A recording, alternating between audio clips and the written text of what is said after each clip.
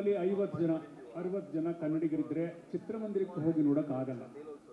ಅಂಥ ಹೊತ್ತಲ್ಲಿ ಅವರಿಗೆ ಈ ಒಂದು OTT, ಓವರ್ ಟೇಬಲ್ ಟಾಪ್ ಅಥವಾ ಓವರ್ ದಿ ಟೇಬಲ್, ಮೇಜಿನ ಮೇಲೆ ನಡೆಯುವ ವ್ಯವಹಾರ ಅಗತ್ಯ. ಆಗ ಮನೆಯಲ್ಲೇ ಕುಳಿತು ಅವ್ರ ಮೇಜಿನ ಮೇಲೆ ನೋಡ್ಬೋದು, ವ್ಯವಹಾರವೂ ಮೇಜಿನ ಮೇಲೆ ಆಗುತ್ತೆ, ಅವ್ರ ಸ್ಕ್ರೀನಲ್ಲಿ ಅವ್ರು ನೋಡ್ಕೋಬಹುದು.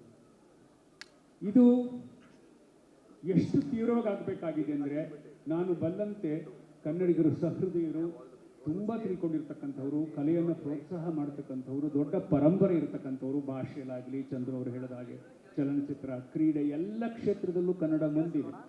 ಆದರೆ ಎಲ್ಲ ಕನ್ನಡಿಗರಿಗೂ ತಲುಪಬೇಕಾದಂತಹ ಒಂದು ಅದ್ಭುತವಾದ ವೇದಿಕೆಯ ಕೊರತೆ ಈಗಲೂ ಇದೆ, ಅಥವಾ ಇರುವ ವೇದಿಕೆಗಳು ಸಮರ್ಪಕವಾಗಿ ಕೆಲಸ ಮಾಡ್ತಾ ಇಲ್ಲ.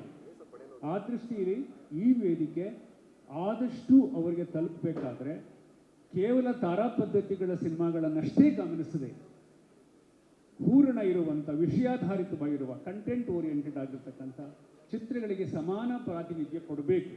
ಆಗ ಮಾತ್ರ ಇಲ್ಲಿ ಉಳಿಲಿಕ್ಕೆ ಸಾಧ್ಯ.